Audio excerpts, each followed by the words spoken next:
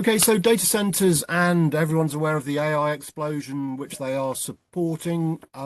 They're putting a major strain on the UK's energy resources, which I think everyone knows about. Perhaps less so. It's also going to be a problem potentially for water resources. So just give us some idea of what's going on, if you can.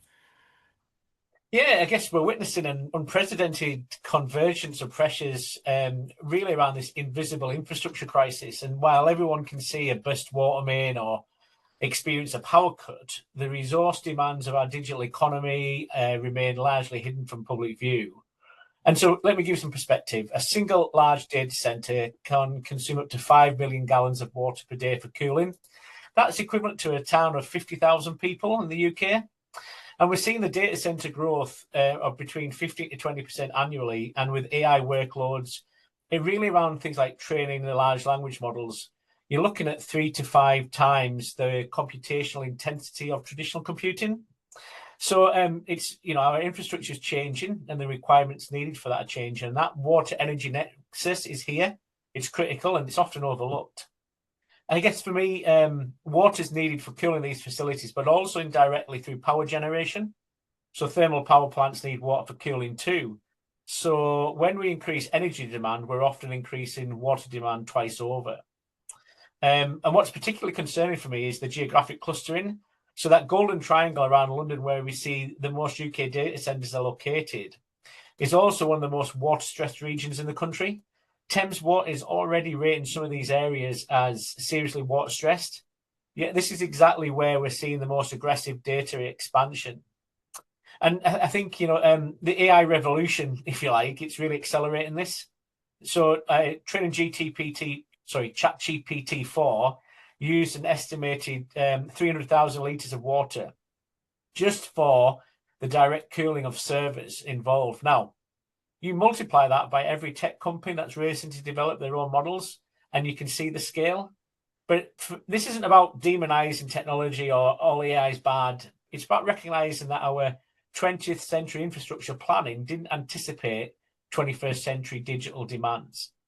So we need to fundamentally rethink how we plan, price, and provision these critical resources.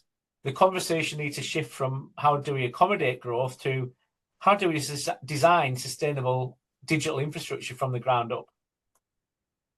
Yeah, so as you say, obviously data centers, they've been deemed, I think the government a while back deemed them as critical national infrastructure, and everyone's excited about the AI opportunity and major growth. So as you say, you don't want to sort of put a shackles, if you like, on the UK economy, but it's possibly the demands of data centers, AI, IT are perhaps not in step with sustainability objectives. So just your thoughts as to, does something have to give, or do you think it is possible to meet both those objectives sort of equally well? I think this is where the conversation becomes very nuanced, Phil. Mhm. The UK has a real genuine opportunity to become the AI hub of Europe, but only if we get the infrastructure right. The economic price is substantial. I think PricewaterhouseCoopers did a report, and AI could add 232 billion to the UK economy by 2030. So data centers aren't just supporting nice to have services anymore, like a nice web browser.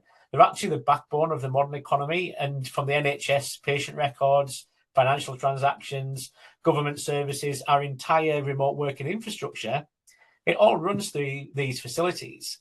And so the designation of data centers as critical national infrastructure back last year was a real recognition of that reality.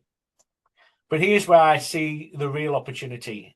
The UK could lead the world in sustainable digital infrastructure. Rather than seeing environmental constraints as barriers to growth, we should see them as innovation catalysts. The Netherlands, for example, has already shown this is possible. They've put strict sustainability requirements on data centers. And actually, far from driving business away, it's created a thriving ecosystem of green data center technology companies, which are now expanding to the rest of Europe. But the UK has some really unique advantages compared to others. And we've got excellent renewable energy potential, particularly offshore wind. We have a temperate climate that reduces cooling needs compared to many locations. And we have world-class universities producing cutting-edge research in both AI and sustainability. And we have a strong regulatory framework that, if properly directed, could really incentivize innovation. rather than just being something as a compliance issue. But what excites me the most is the potential for the UK to export these solutions globally.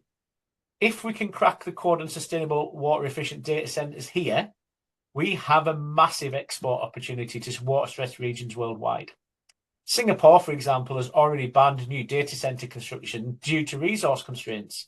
They need our solutions, in my mind. And I think the key to stop thinking about data centers is as isolated infrastructure projects and start thinking about them as integrated parts of our utility ecosystem, like broadband, like gas, electricity. And when a data center moves in, it shouldn't just be consuming resources. It should be contributing to local resilience, whether through waste heat recovery for district heating or co-investment in renewable and energy infrastructure.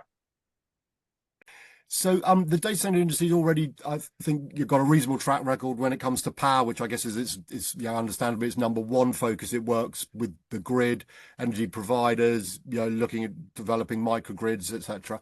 Do you think that they can sort of take a similar approach in terms of working with the water sector, maybe sort of co-investing in water resilience with water utilities? Just what's possible in terms of the cooperation between the two?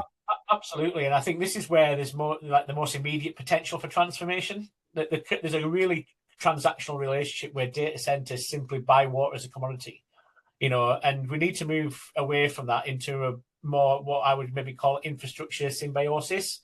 And I guess what I would describe that as is imagine a data center that doesn't just consume water but becomes part of the water infrastructure itself.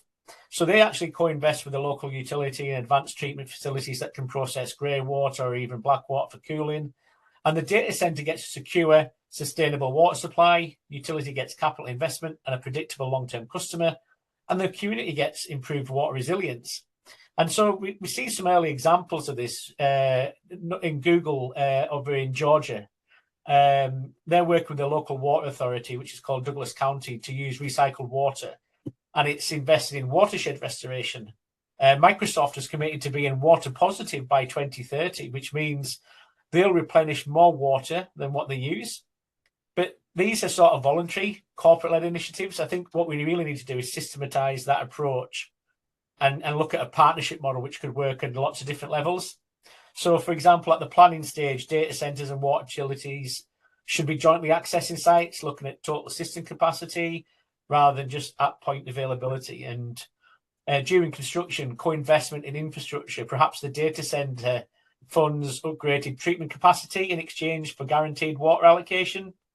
I guess in the operations part, there should be dynamic water demand management. Data centers could actually reduce water consumption during drought periods in exchange for preferential rates during abundance.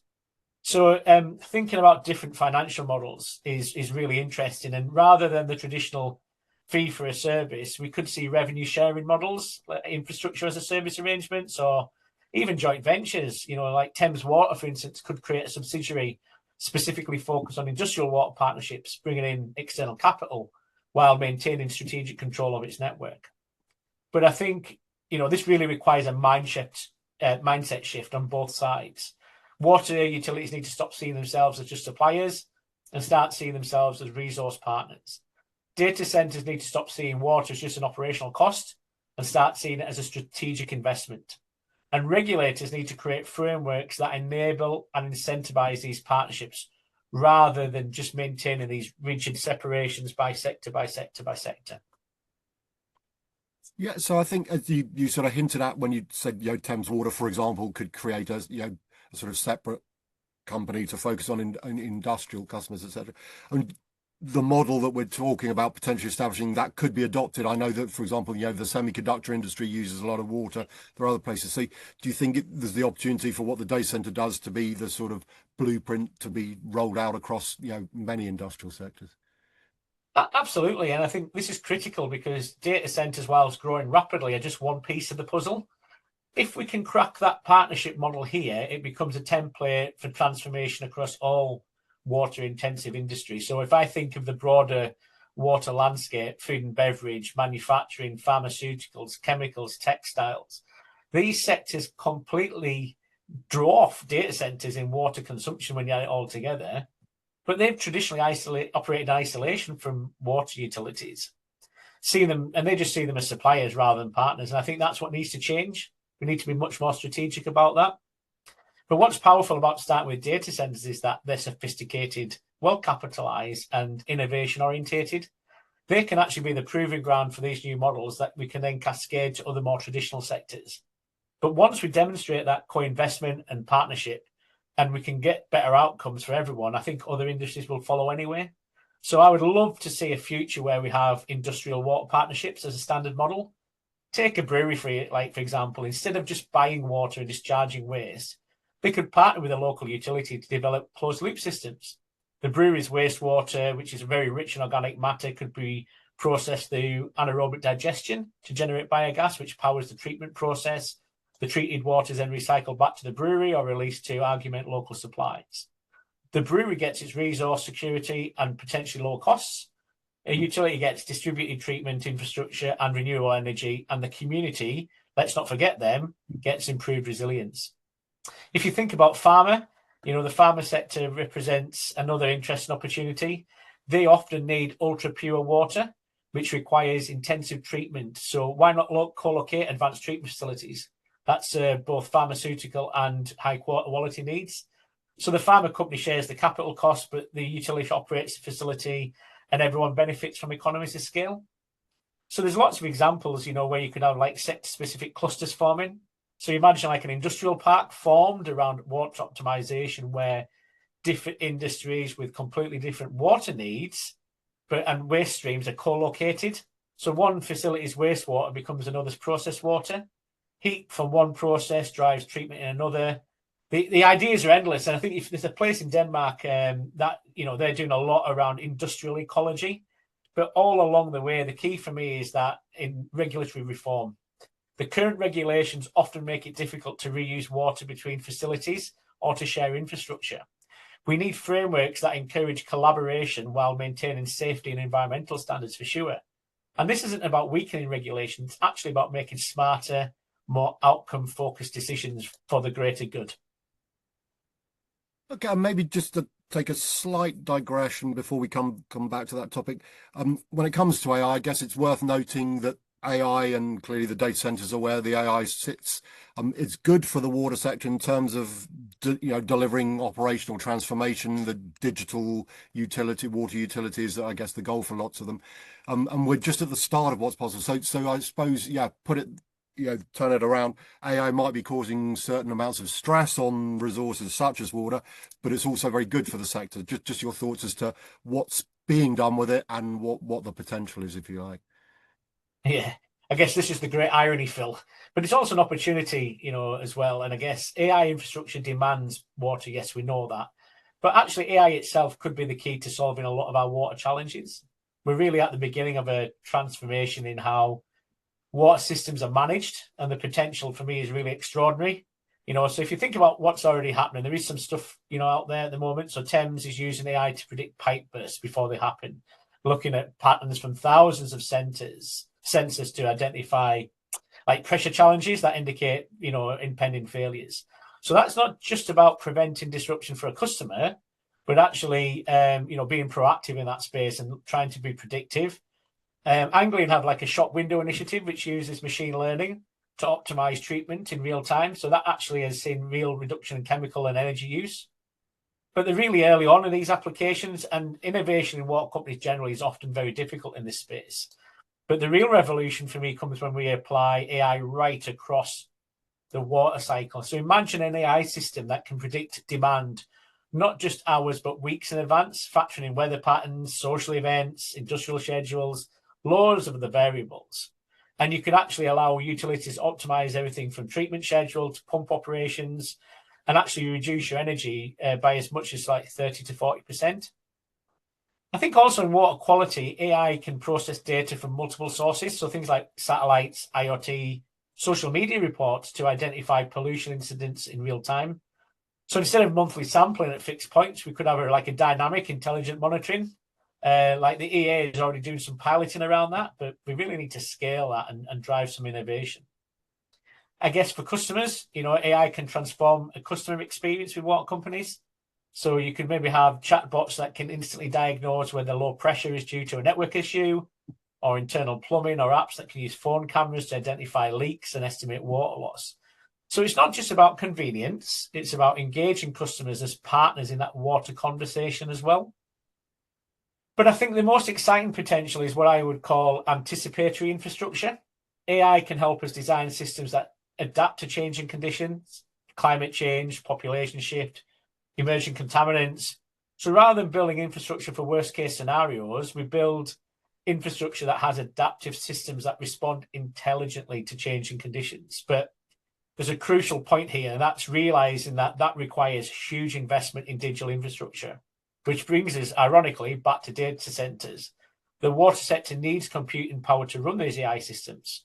So rather than seeing data centers as competitors for resources, water utilities should really see them as essential partners in digital transformation. So look at co-located edge computing facilities at treatment plants, shared data lakes for environmental monitoring, joint AI development programs, actually being collaborative. And these collaborations could really accelerate innovation dramatically for me. And that's one of the biggest challenges in UK water at the moment, where you're in pilot purgatory all the time. We're trying to get new products or goods or services into the market.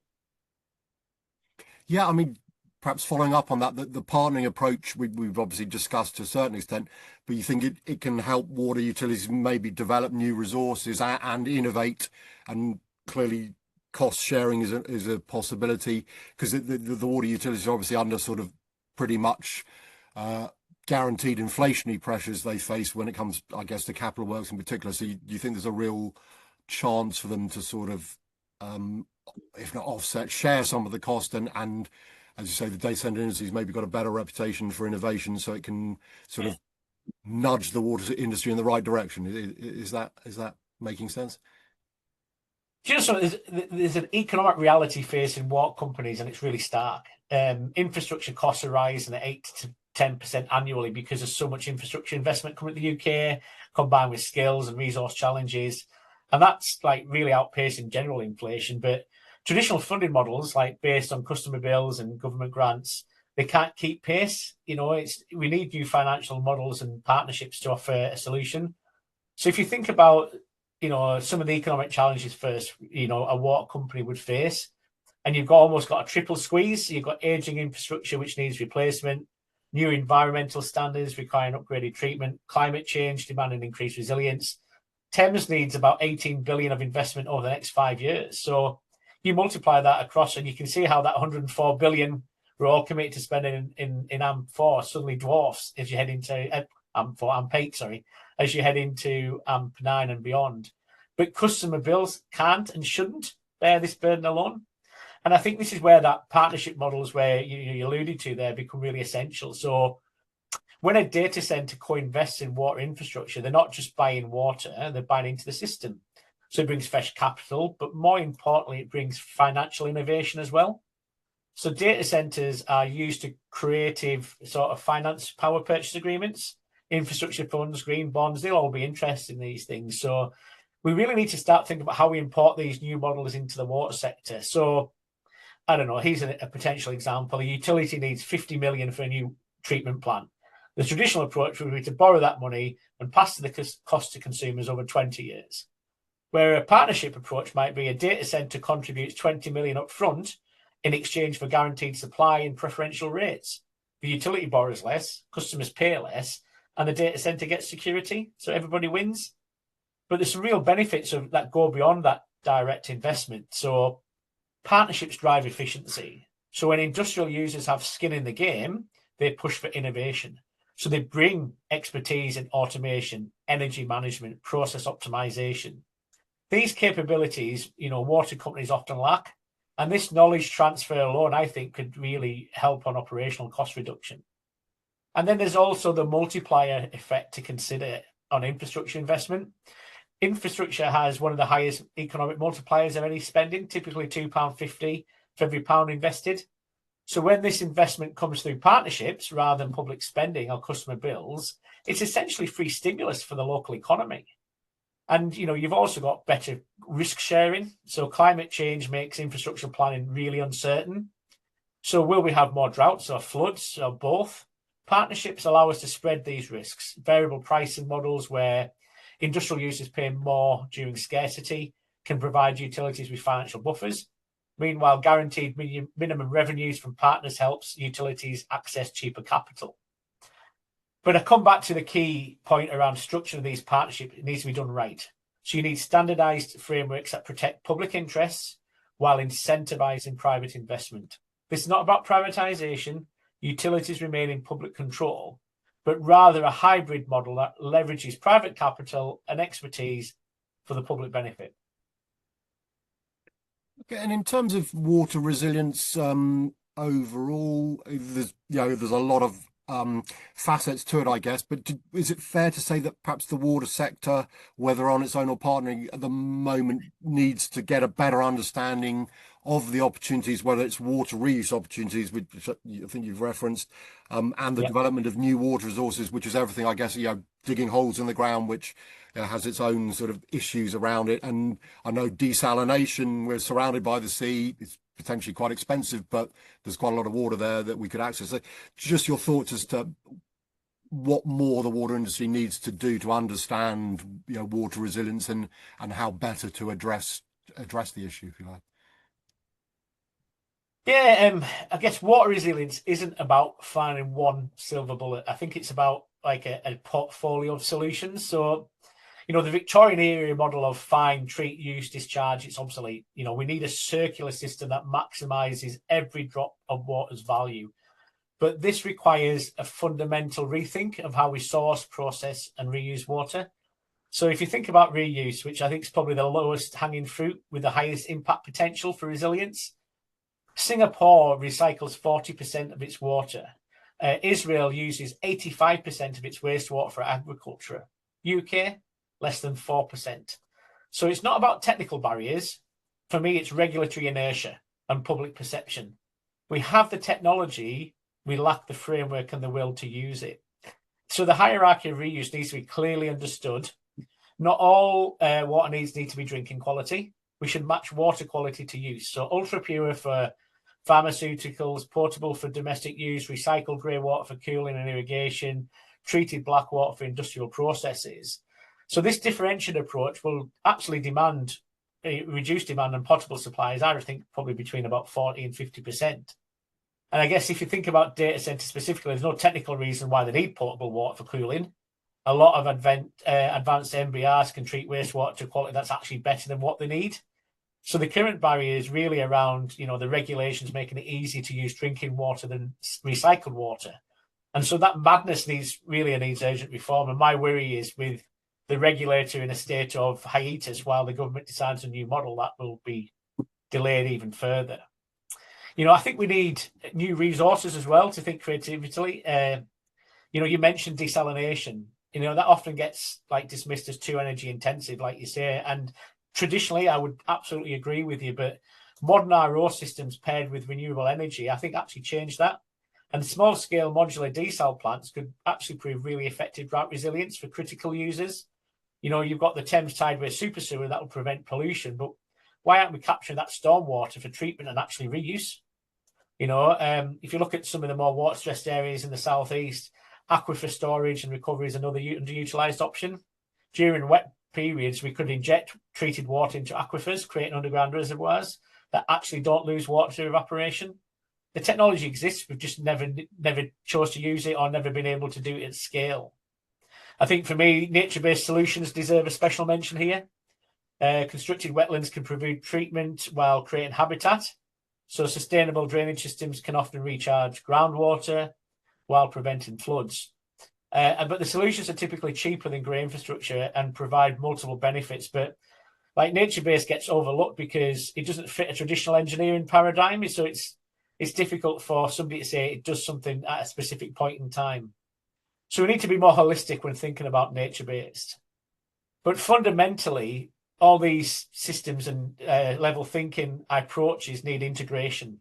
And I guess that's where things like digital twins of entire watersheds might come in, or using AI to optimize all these sources and uses. And again, I come back to this partnerships theory around having a single entity where all the expertise needed for water companies is there. So water companies understand the treatment, tech companies understand the optimization, and industrial users understand their specific needs. So collaboration isn't just helpful, it's actually essential to making it work. Yeah, so the keywords I think you mentioned there, integration, partnerships, collaboration, and I guess in terms of what needs to happen, would I be right in saying that the government, and as you say, the water sector is in perhaps a slight stage of sort of disruption with the regulatory sort of environment, sort of yeah, no one quite sure where it's going, but fundamentally the government needs to set out a pretty sort of well-defined strategy and then expect or engage all the stakeholders to sign up to that. Anything less than that will leave people sort of, as you said earlier in the conversation, voluntary and therefore probably not going to do as much as is required. Is that a fair summary of the situation? Yeah, do you know something? Collaboration sounds wonderful in principle, but making it work requires fundamental changes at every level of governance and organisation. And the current framework, which is designed for monopolistic utilities serving passive customers, actually inhibits like partnerships we definitely need. And so my hope is when the government's going through its changes to the regulatory framework, they set a clear vision and actually create enabling frameworks that allow this to happen. So, the current approach is really, really fragmented. So DEFRA handles water policy, BEIS manages energy, DCMS oversees digital infrastructure. Another minister looks after water. These silos mirror the problems they create. So we actually need a more compatible national infrastructure strategy for water that recognizes the interconnections between water, energy, and digital systems. Water Resources East have done really well at looking at how their data centers and other big infrastructure fits into their water planning requirements. But you need that regulatory reform. It's absolutely critical. And without it, it just doesn't work. And this, like the current model of having these 5-year price review and efficiency targets, doesn't allow for dynamic partnerships. For me, I actually think we need something around regulatory sandboxes, which is one of the recommendations in the Cunliffe review. And, they'll give an opportunity to create innovative partnerships where you can test them without the full compliance burdens. And we need that outcome-based regulation that rewards resilience and sustainability. It's not just about lowering cost. I think the other thing that needs to happen in that collaboration piece is the planning system needs complete overhaul. So, you currently have a data center application that's assessed primarily on transport and visual impact. Water and energy availability, pretty much afterthoughts. So we need strategic infrastructure planning that considers the whole cumulative impact and system capacity. And every major development should require a water and energy impact assessment, which has a mandatory contribution to system resilience. So you've got the whole thing being brought together.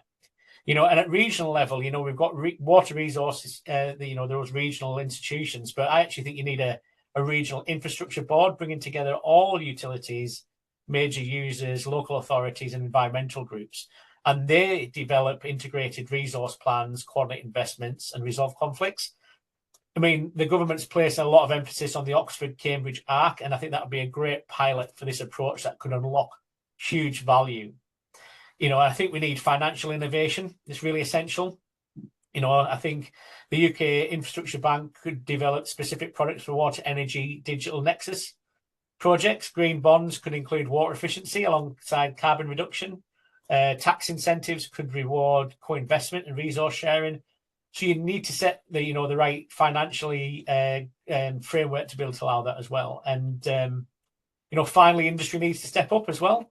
Trade associations, we should help develop standard partnership agreements with utility companies, other partners, shared metrics, best practice guides. Large users could form consortiums to negotiate collectively. The opportunities are absolutely endless, but there are some barriers. The skills gap is one of those. We need professionals who understand both water, engineering, and data science, both utility regulation and corporate finance. And we hope universities will develop more interdisciplinary programs, and I think certainly, the whole sector should, come together to look at how we create these new certifications. And we must never forget the public and the customer. They're often forgotten. And so the partnerships I'm talking about should absolutely involve, public resources and public services. And we need really transparent governance and clear communication. That's the only way of building trust. And let's be honest, we need a bit of trust just now between the public and the water sector. And the public need to understand why their water utilities partner with data centers and how they benefit. And I think, finally, I think we need pace. The climate doesn't care about our institutional inertia. We need proper urgency. And that means sort of parallel work stream, rapid pilots, learning by doing rather than endless consultation. I come back to these purgatory of pilots and testing and innovation teams, and it goes on, Phil. You need to look at Jamaica today and that awful hurricane that's hitting about the impact of climate change, and we really need to start doing our piece. So, I guess if I'm allowed to ask, you don't have to reply, but bearing in mind all we've discussed, are you optimistic that what is required to happen in terms of the policy changes, the actions that follow, do you think you're optimistic that but will happen in the right time? Because you say, 2030 is not far away. I was talking to someone earlier to do with decarbonisation and water requirements there, and I think some areas like Humberside and whatever potentially will be in a water deficit within 5 years for that, and that's not even talking about domestic water supply. So there's a lot going on. I say, are you confident that it can or will be resolved, or do you worry that, as you say, this pilot purgatory, etc., will continue and in another 5 years we might be having a similar conversation? Yeah, I am always an optimist, Phil, I guess, and always try to think my glass is half full. But I think in this instance, it's more urgent optimism. I think it's tempered probably with a real clarity that we don't have any real time to waste. So, even the economic opportunity around having data center infrastructure is a here and now question. If we don't do something now, the economy will lose out pretty quickly to other places. And so I think the question isn't whether we'll act or have the optimism or confidence to act, but whether we'll act actually proactively or reactively, or strategically or chaotically. And so I guess, in the plus side, the technology exists. So, unlike maybe some of the infrastructure challenges, we don't need to invent solutions. We need to just deploy them, whether that's smart sensors or AI optimization, membrane technology, renewable energy. All the tools are there. So it's an implementation challenge, not a resource challenge. I think secondly, the economics increasingly favour action. The cost of inaction is just getting so much, like emergency responses to droughts, burst mains, pollution. You look how much we're investing in sorting out CSOs in AMP8, it's significant. And, solar, wind are now cheaper than fossil fuels, but we can't seem to get that into the market as quickly as we'd like. So it's another example on no scale. And water treatment technologies are becoming modular and scalable, so we need to help move that on. And so the business case for transformation strengthens every day. And I think we also need to look and not outward facing and look inside all the time. So there's successful models already in place in Singapore, in Denmark, in the Netherlands, where, these aren't theoretical concepts anymore. They're actually working and doing them. So we don't need to pioneer. We just need to adopt. I think the other thing is the next generation gets it. A lot of young people in the sector and policymakers, early careers people, they actually understand systems thinking, embrace digital solutions, and actually prioritize sustainability. And hopefully, as they move into decision-making positions, the pace of change will accelerate. But I think, urgency really is essential. We're approaching a number of tipping points. Once aquifers are depleted, recovery takes decades. Once ecosystems collapse, restoration becomes exponentially harder. And once public trust in water security erodes, social and economic consequences multiply. So we have to, perhaps 5 years, I think, to get the frameworks right before crisis management sadly really becomes our only option. So, but I guess what gives me the most hope is that crises often catalyze change. So if I wound the clock in history, the London cholera outbreak created modern water treatment. The Great Smog created Clean Air Acts. And the current convergence of digital demands, climate impact, infrastructure decay, hopefully that will create the impetus for transformation. So in 5 years' time, if we're to get my crystal ball out, I would like to think we're at a turning point just now when we stop treating water, energy, and digital infrastructure as separate systems and started managing them as interconnected web that they've always been. And the partnerships I've talked about aren't just nice to have, they're an absolute foundation of future resilience. So my optimism and confidence, it's not just hope. I think it's active confidence that when we are faced with these existential challenges, human ingenuity prevails, even ahead of AI. But we need to act now. We need to act boldly, and we need to act together. And that water energy nexus isn't tomorrow's challenge, it's today's opportunity. And for me, those who grasp this will absolutely lead, and those who don't will follow. I'm optimistic that the UK will choose to lead with a bit of luck. Okay, and maybe just finally, you wear a couple of hats in the water industry, if you like. So both from British Water and your own organisation, RSE. Just any sort of thoughts as to what the ways in which you can contribute to the work that needs to be done, as we've been discussing, I guess. Yeah, I think it's incumbent on all people that work in the water sector, wherever you are in the supply chain. We have a beautiful ecosystem in the UK water sector, that is a very symbiotic, and actually there's never been a greater time to collaborate. So my plea to partners in the supply chain and partners across the water community is to collaborate first in all instances and think about the greater good, and don't be scared to bring innovation. I know it can be frustration. I often see lots of businesses have great ideas but have so many roadblocks in front of them. But I genuinely believe by working together, we can actually solve a lot of these by building up relationships and breaking down some of these barriers. And I think I'm blessed to be at a company like RSE that's at the forefront of like membrane technology and modular construction. We're growing into international markets. We opened our first office in the USA this year, and they have a very different outlook to technology. And so, actually, there's probably a lot of solutions in the North American and European markets that are dying out to come into the UK. And this isn't necessarily about creating more competition or doing things. It's about doing things differently and getting better results.